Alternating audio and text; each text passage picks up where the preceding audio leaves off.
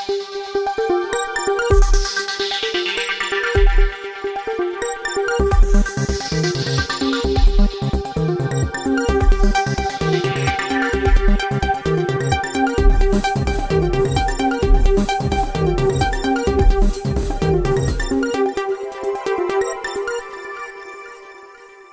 clock is ticking in the Middle East. Hamas has 72 hours to release the Israeli hostages. Authorities believe 20 are living, 27 are dead. This is according to Trump's plan. Israeli forces are withdrawing from parts of the Gaza Strip right now as thousands of displaced Palestinians are attempting to move back into what were their neighborhoods.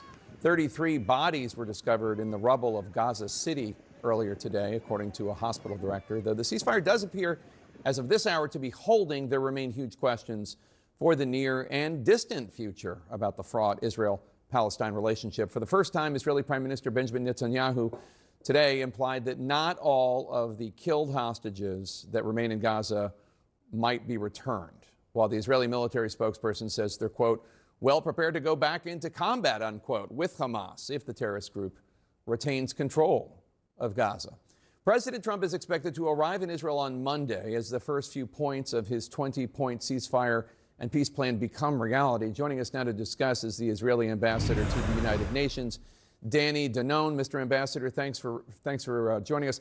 After Hamas releases the hostages and Israel releases the Palestinian prisoners, after that comes point 6 of President Trump's 20-point plan. Point 6 reads, quote, Hamas members who commit to peaceful coexistence and to decommission their weapons will be given amnesty. Members of Hamas who wish to leave Gaza will be provided safe passage to receiving countries, unquote. That is obviously easier written than done. What will Israel do if Hamas does not lay down their arms or leave? Well, Jack, everyone in Israel is holding their breath for the release of the hostages in the next 72 hours. And we hope it will start even tomorrow. But I agree with you, that will be the easy part because it is very clear what we are receiving, what we are giving in exchange. The complex part will be the implementation of the second phase, the demilitarization of Gaza. And, you know, we know that we are dealing with Hamas. That is why the withdrawal of the forces of the IDF is gradual. What we did last night, we pulled back, but not completely out of the Gaza Strip. So we will still be there and we will follow what's happening there. I hope that they will comply with the agreement, that they will actually lay down their arms and allow international forces to take over and to start the reconstruction of Gaza, the radicalization of Gaza. But we will still be around watching very carefully what's happening.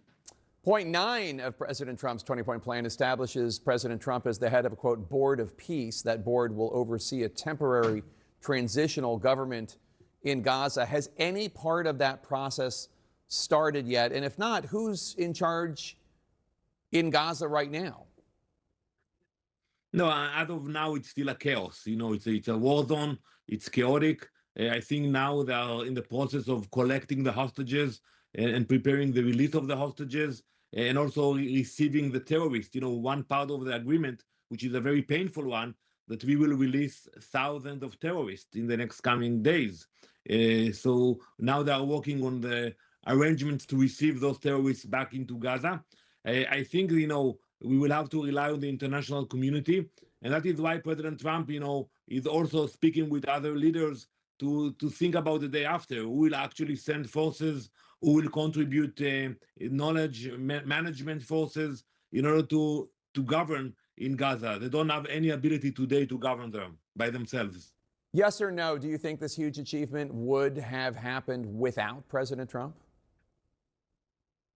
I don't think so. I think it was a combination of the determination of our leadership and the IDF forces and the pressure of President Trump. The combination of diplomacy and military pressure, it brought us to where we are today. You know, a very long process, 2 years.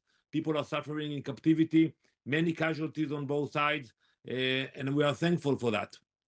So you agree that Prime Minister Netanyahu could not have done this without Trump's help? I think it came together, you know, the timing of the pressure, the decision of the government to actually capture the city of Gaza.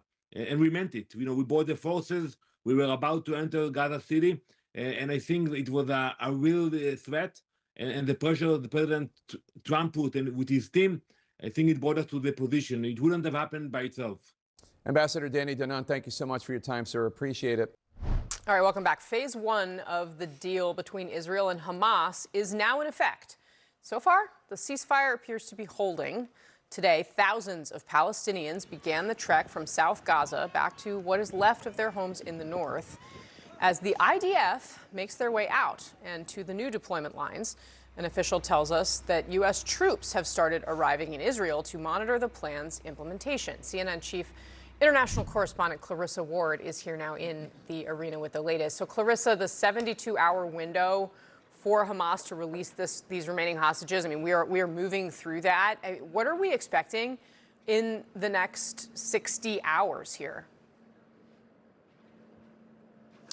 So that's right, Casey. We're almost 12 hours into this ceasefire. It does appear to be holding, as you said. The IDF has pulled back to what they're calling the yellow line. That's the first retreat or withdrawal line per this plan. And we expect to see, we don't have an exact timeline, but sometime in the next 60 hours, we expect to see those hostages released. Now, important for our viewers to remember, 20 of those 48 hostages are believed to still be alive. At least 2 of those are believed to be in poor health. We are also expecting to see 28 deceased hostages being released, though we did hear earlier, Casey, from Prime Minister Benjamin Netanyahu, and he was essentially kind of paving the ground for the possibility that it might take more than this 72-hour window to effectively locate the remains of all of those 28 deceased hostages. But nonetheless, this is poised to look a little different to previous hostage releases that we've seen. According to the plan, the hostages should be released in one tranche or in one go. Previously, we had seen them released in smaller groupings. And then, of course, you are also expecting to see some 1,700 Palestinian detainees who have been held since October 7th, and the release of 250 Palestinian prisoners serving life sentences. About 150 of those are expected to be deported to third countries.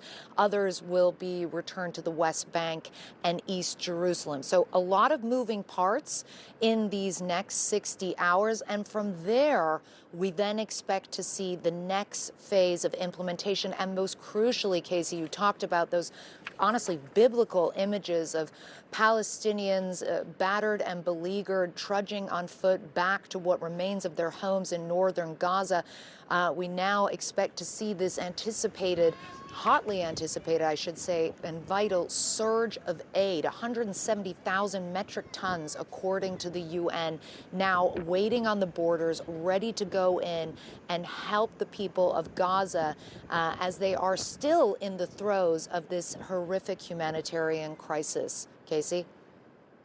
All right, Clarissa Ward for us in Israel. Clarissa, thanks very much for that reporting. This news is reaching you from Agulaha Vanguards Limited, the true face of Niger Delta.